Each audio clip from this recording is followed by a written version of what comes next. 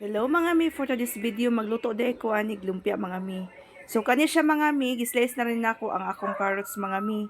So actually mga mi, ako unta ni i-blender. So naguba man akong blender mga mi. So wala naman din ni gana. Since kato din yung pandemic sa una kato nagkasakit akong mama. So mo to akong last nga gamit sa akong blender. So mora ni gislice lang ni nako karon pa ko kabalik og tan-aw sa blender. So wala naman di ko blender.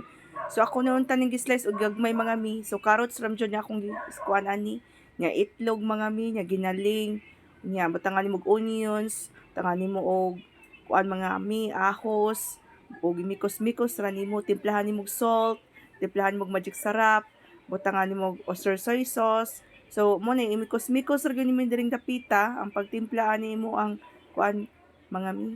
So ingani mga mi, prepare na nako mga mi kung pakita sa nako mga mi nga ingani pag-roll ang kuan nga dili ma bungkag ang inyo ang lumpia. So, sa raman mga mi. So, nag-cut on na sa din ako sa akong iyaan mga mi. So, ako man gyud mga mi, pag makatanaw ko sa kabutang mga mi, pag kuan mo, next ana nimo bisag di pa ka magluto, so ako na nangatiman-an. So, muna ni ang mga lumpia nga akong nahimo. So, gidagko ra mo gyud nako ang mga sizes niya mga mi. So, ang galuto sad ani mga mi akong anak. So, siya ra akong ipaluto kay kapoy man ko. So, ako siya akong ipatiwas. So, nanami ani kuan mga mi paniod to mga mi. So, nagingon ko nga maglumpia ra gyud ko.